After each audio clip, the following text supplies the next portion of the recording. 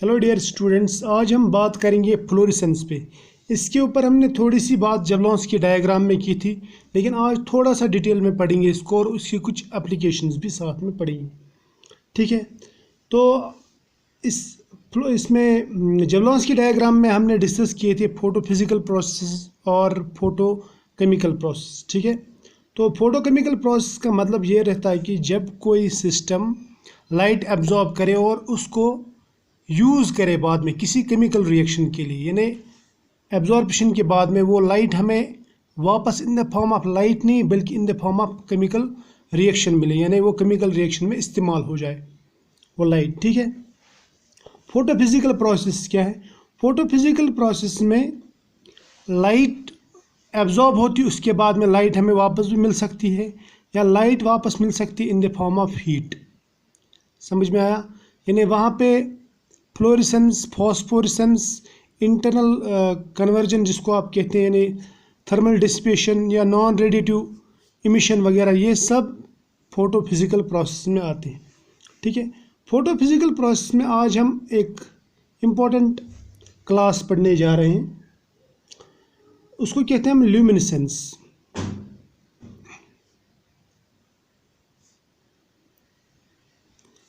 ठीक है, ल्यूमिनेसेंस का मतलब रहता है emission of light but without heat. और दूसरा इसका और एक भाई है, उसको हम कहते हैं इनकैंडिसेंस।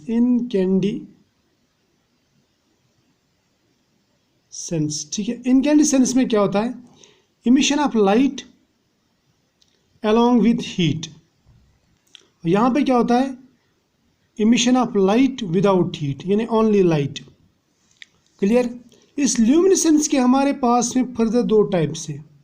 एक को कहते हैं फ्लोरेसेंस, दूसरे को कहते हैं फॉस्फोरेसेंस। यानी जब कोई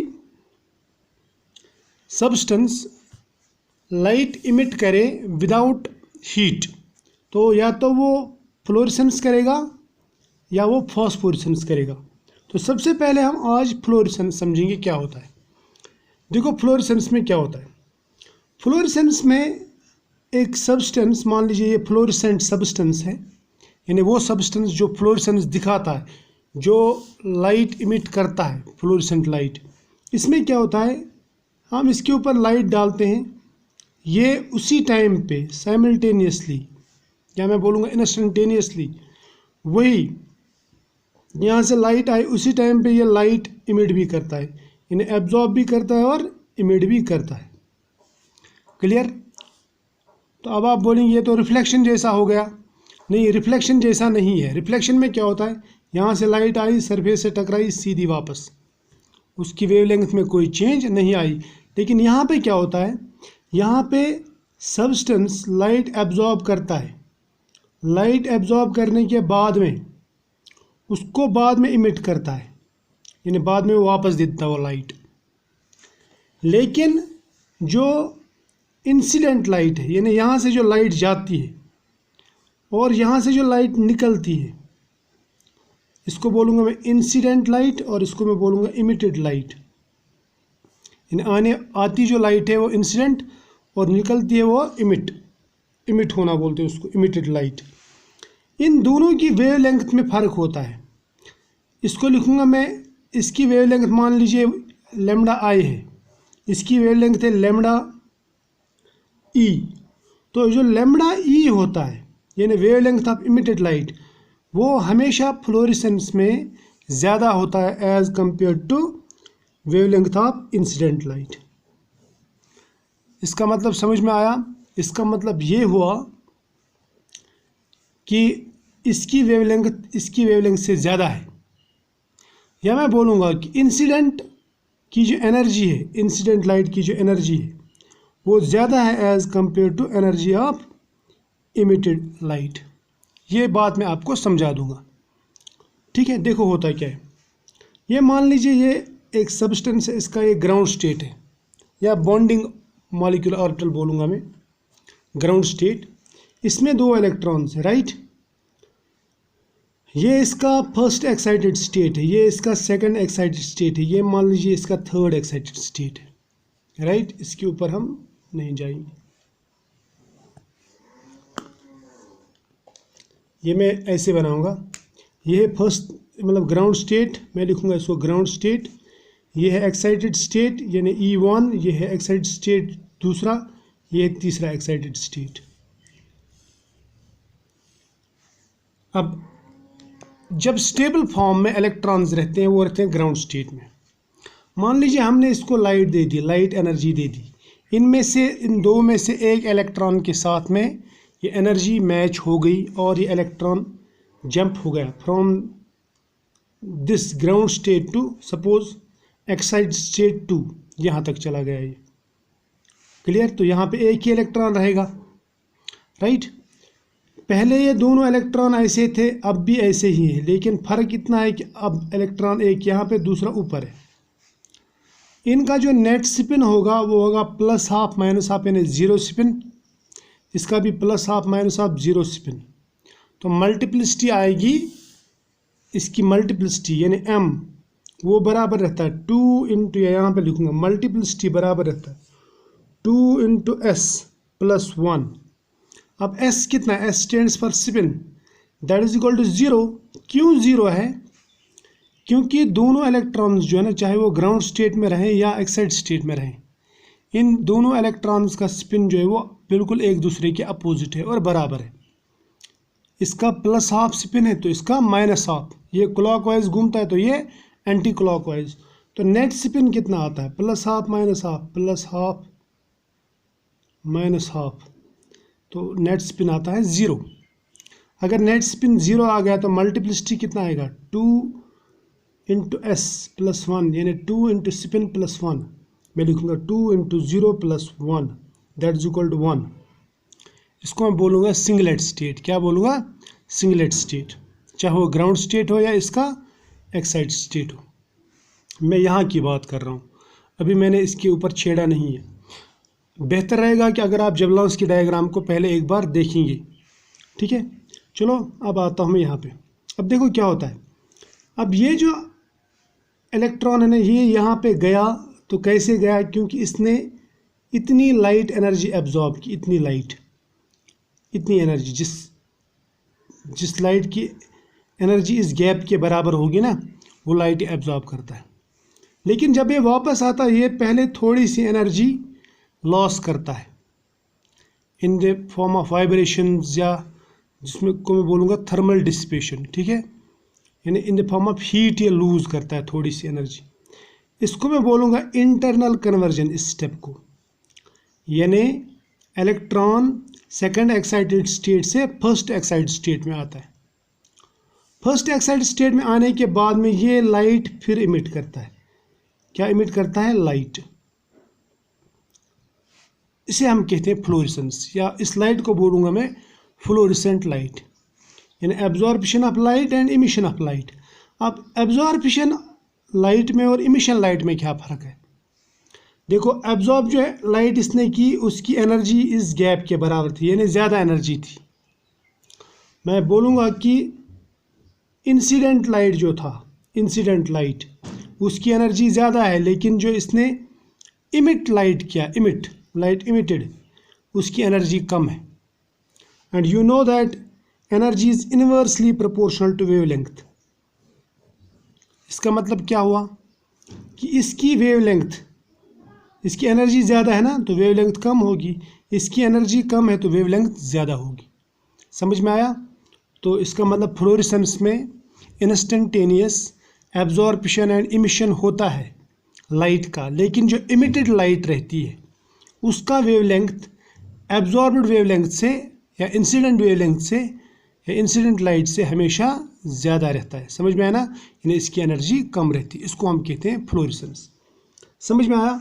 और ये फ्लोरेसेंस होता कितनी टाइम में, अगर इसका टाइम लैग देखेंगे, टाइम लैग ये होता है 10⁻⁹ टू 10⁻⁻6 सेकेंड्स, ये इतने टाइम में हो जाता है ये फ्लोरेसेंस। क्लियर? समझ में आया?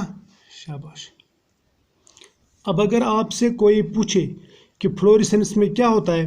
फ्लोरेसेंस में एक सिस्टम लाइट एब्जॉर्ब करता है और उसका इलेक्ट्रॉन ग्राउंड स्टेट से हायर एक्साइटेड स्टेट में जाता है, फिर वो कुछ एनर्जी लूज़ करने के बाद वो इलेक्ट्रॉन फिर ग्राउंड स्टेट में आता है और बाकी की जो बची हुई लाइट है, बची हुई एनर्जी है, वो इन the form of light emit करता है। समझ में आया? क्लियर?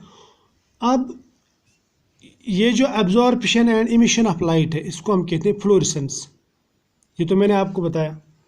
फ्लोरेसेंस होता कहाँ पे? फ्लोरेसेंस होता है विजिबल रीजन में, यानी visible light and ultraviolet light में। समझ में आया ना? और कभी कभी ऐसा भी हो सकता है कि सिस्टम ने अल्ट्रावायलेट लाइट एब्जॉर्ब की, ये तो एनर्जी ज़्यादा रहती है अल्ट्रावायलेट की, एब्जॉर्ब करने के बाद में वो विजिबल लाइट इमिट कर सकता है। ऐसा पॉसिबल है क्या? हाँ है। क्यों? सपोज़ ये मान लो ये इतनी एनर्जी गैप, जो ये एनर्जी गैप, ये अल्ट्रावायलेट की एनर्जी गैप है। अल्ट्रावायलेट लाइट हमने यहाँ पे डाली, इलेक्ट्रॉन यहाँ से यहाँ चला गया। उसके बाद में इस इलेक्ट्रॉन ने जो एनर्जी एब्जॉर्ब की थी उसमें से कुछ ज़ाया कर दी in the form of heat, या मॉलिक्यूल की वाइब्रेशन में ज़ाया हो गई। समझ में आया ना? और बाकी का जो लाइट है वो वापस देगा। क्लियर? अब ये जो इस लाइट में जो एनर्जी थी पहले वो अल्ट्रावायलेट की थी, लेकिन इसमें से कुछ ज़ाया हो गई। अगर एनर्जी कम करते करते हम आएंगे तो हम सीधा विजिबल रीजन में आएंगे, है ना? क्योंकि अल्ट्रावायलेट से कम तो विजिबल लाइट होती है, विजिबल से कम IR and so on. Clear? तो ये याद रखना, फ्लोरेसेंस कहाँ पे होता है?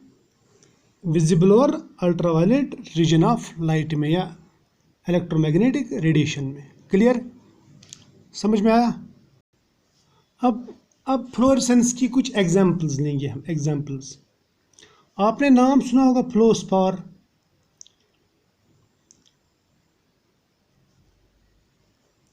ये मिनरल का नाम है, ठीक है? ये मिनरल फ्लोरेसेंट मटेरियल है। और इसका जो ये जो है ना, ये लाइट जो इमिट करता है, यानी जो फ्लोरेसेंस दिखाता है, वो दिखाता है ब्लू लाइट का। ब्लू लाइट यानी आपको ये चमकीला ब्लू दिखेगा क्योंकि ये फ्लोरेसेंट रहता है। इस तरह से अगर आप क्लोरोफिल लेंगे,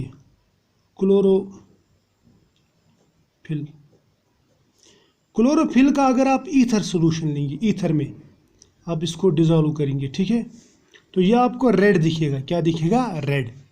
और ये रेड फ्लोरेसेंस दिखाता है, यानी रेड लाइट इमिट करता है। इसी तरह से यूरेनियम गिलास।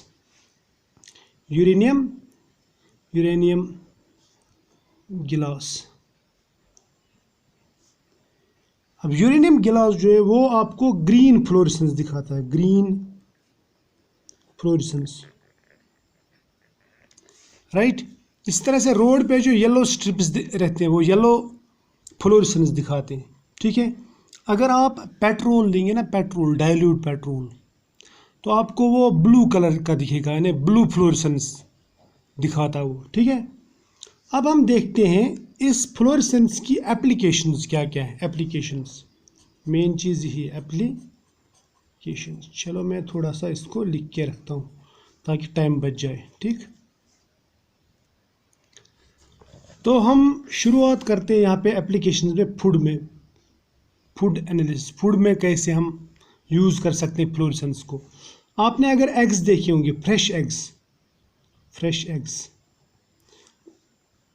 उनके ऊपर अगर आप अल्ट्रावायलेट रेज डालेंगे ना, या आप उनको इस तरह भी देखेंगे, अल्ट्रावायलेट मैं बोलूँगा यूवी रेज, इनके ऊपर आप देखेंगे डालेंगे तो ये आपको रोज़ कलर के दिखेंगे, यानी पिंक कलर, थोड़ा सा पिंक कलर, रोजी पिंक आएगा, है, ठीक है, रोज़ कलर। लेकिन अगर आप मतलब ये देखेंगे स्टील एग्स, जो आप बोलेंगे ओल्ड एग्स, स्टील एग्स, वो आपको दिखेंगे ब्लू। तो आप फ़र्क कर सकते हैं। इसी तरह से आप बाकी चीज़ों में, जैसे हनी के लिए है या फिर बटर के लिए है प्रोसीजर हमारे पास में, ठीक है, हनी, बटर एटसेट्रा, यानी इनके एनालिसिस के लिए आप इस्तेमाल कर सकते हैं फ्लोरेसेंस। इसी तरह से मेडिकल में क्या एप्लीकेशन है इनकी, ठीक है। देखो मेडिकल में क्या करते हैं, जो डॉक्टर है ना वो फ्लोरेसेंट फ्लूइड इंजेक्ट करते हैं बॉडी में, राइट, फ्लोरेसेंट फ्लूइड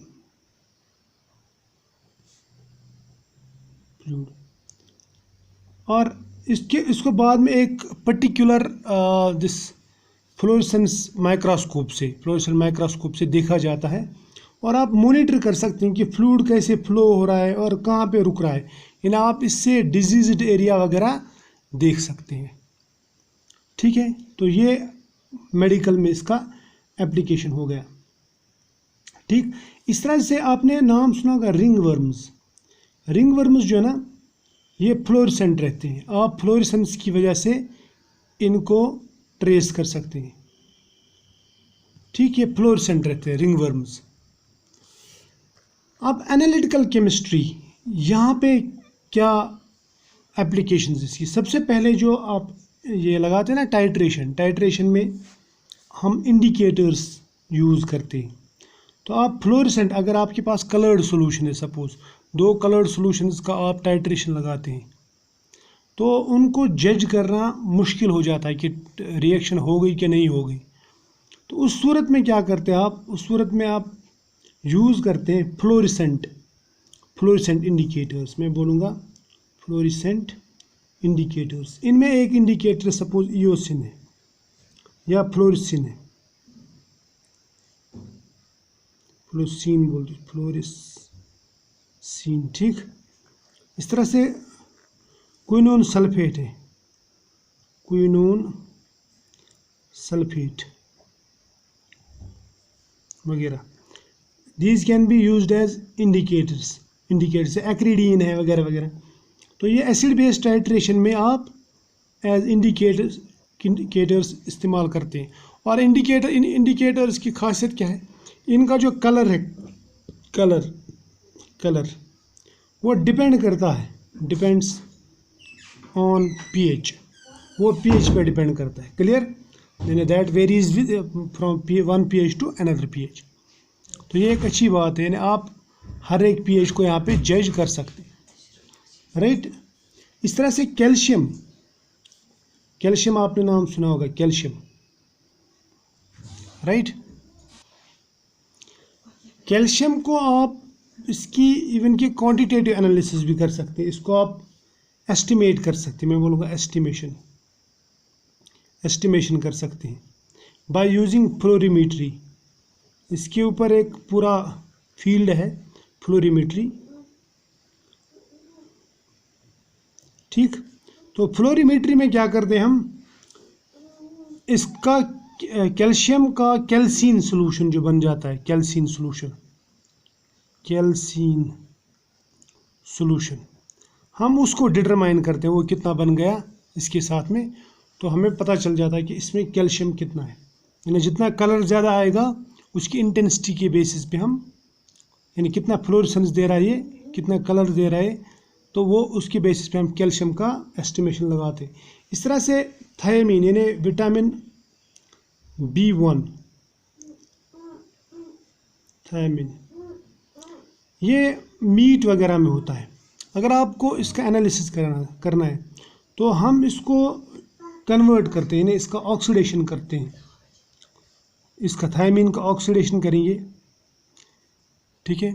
अगर ये फूड में प्रेजेंट है, यानी फूड का ऑक्सीडेशन करेंगे, उसके बाद में ये थायमीन भी ऑक्सीडाइज होगा तो ये बनाएगा थायोक्रोम। क्या बनाएगा, थायोक्रोम जो ये फ्लोरेसेंट है, ठीक।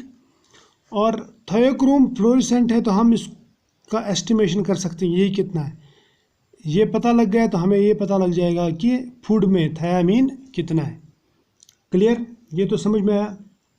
इसी तरह से जो एरोमेटिक कंपाउंड्स रहते हैं, एरोमेटिक, वो जनरली क्योंकि उनके ऊपर पाई इलेक्ट्रॉन क्लाउड रहता है तो जनरली वो फ्लोरेसेंट रहते हैं। अगर स्मोक में प्रेजेंट है, स्मोक या फिर ऑटोमोबाइल एग्जॉस्ट, ठीक, उसमें अगर प्रेजेंट है तो आप इसका डिटर्मिनेशन कर सकते हैं, इसका एस्टिमेशन कर सकते हैं कि ये कितना प्रेजेंट है इसमें, ठीक है। इसी तरह से जो ड्रग्स हैं, ड्रग एनालिसिस या डाइज वगैरह, डाइज या पेपर या फ्यूल, जैसे मैंने भी आपसे कहा पेट्रोल, इनका एस्टिमेशन कर सकते हैं, इनका एनालिसिस आप कर सकते हैं on the basis of fluorescence. समझ में आया। अब और एक यहाँ पे जो एप्लीकेशन मैंने लिखी है यहाँ पे लैंप्स, मैं लिखूँगा लैंप्स, जो मरकरी आर्क लैंप रहते हैं। समझ में आया, मैं बोलूँगा मरकरी आर्क लैंप।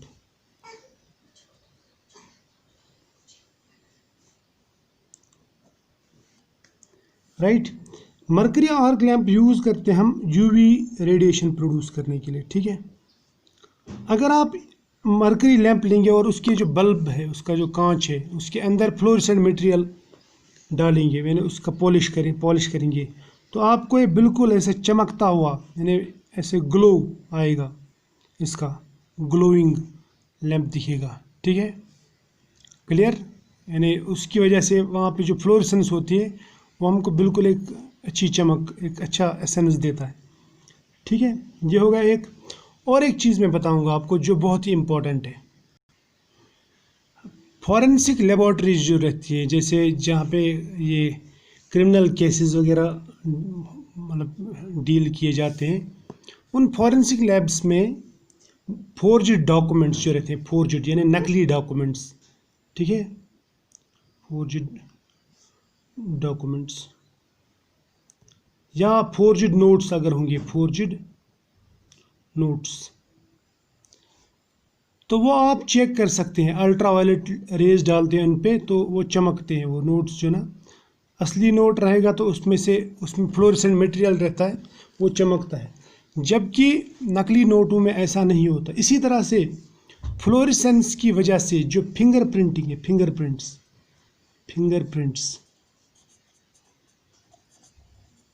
वो तक देखे जाते हैं अंडर फ्लोरेसेंस माइक्रोस्कोप या फ्लोरेसेंट माइक्रोस्कोप, उसके अंदर ये सब चीज़ें देखी जाती है, क्लियर, ये समझ में आया। इस तरह से फ्लोरेसेंट